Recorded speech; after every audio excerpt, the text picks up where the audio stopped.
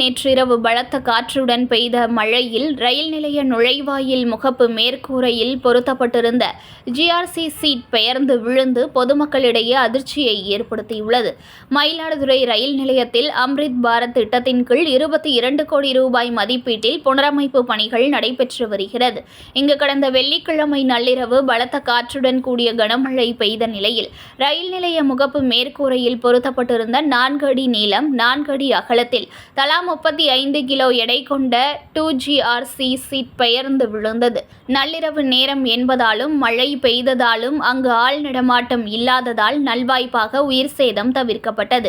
GRC seat பொருத்த பயன்படுத்தப்பட்ட screw அளவில் மிக சிறியதாக இருந்ததே விபத்திற்கு காரணம் என கூறப்பட்ட நிலையில் மேற்கூரை முழுவதும் ஏற்கனவே பயன்படுத்திய சிறிய அளவிலான ஸ்க்ரூ அகற்றப்பட்டு பெரிய ஸ்க்ரூ மாற்றப்பட்டது. இந்த நிலையில் ரயில் நிலையத்தின் நுழைவு வாயில் முகப்பு மேல் பகுதி கான்கிரீட் இல்லாமல் இரும்பு கம்பிகள் அமைக்கப்பட்டு ஜிஆர்சி சீட் பொருத்தப்பட்டுள்ளது. பொருத்தப்பட்டிருந்த 2 சீட்டுகள் பெயர்ந்து விழுந்தது பயணிகள் இடையே அச்சத்தை ஏற்படுத்தியுள்ளது.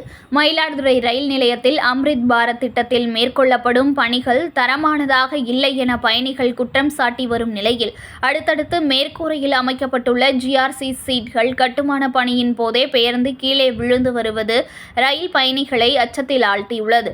மயிலாடுதுறை ரயில் நிலையத்தில் அம்ரித் பாரத் திட்டத்தில் நடைபெறும் பணிகளை அதிகாரிகள் முறையாக கண்காணிக்கவில்லை என்ற குற்றச்சாட்டுகளை பொதுமக்கள் கூறி வரும் நிலையில் மேற்கூரை சீட்டுகள் பெயர்ந்து விழுந்து வருவது குறிப்பிடத்தக்கது. மேலும் தேசிய கொடி கம்பம் அமைக்கப்பட்டுள்ள பகுதியில் கோவில் பின்புறம் கழிப்பிடம் கட்டப்பட்டு வருவது பொதுமக்களை அதிர்ச்சிக்கு உள்ளாக்கியுள்ளது. சம்பந்தப்பட்ட துறை அதிகாரிகள் நடவடிக்கை எடுக்க வேண்டும் என்று பொதுமக்கள் கோரிக்கை விடுத்துள்ளனர். செய்திகளை உடனுக்குடன் தெரிந்து கொள்ள லைக் பண்ணுங்க, ஷேர் பண்ணுங்க, சப்ஸ்கிரைப் பண்ணுங்க, மறக்காம கமெண்ட் பண்ணுங்க.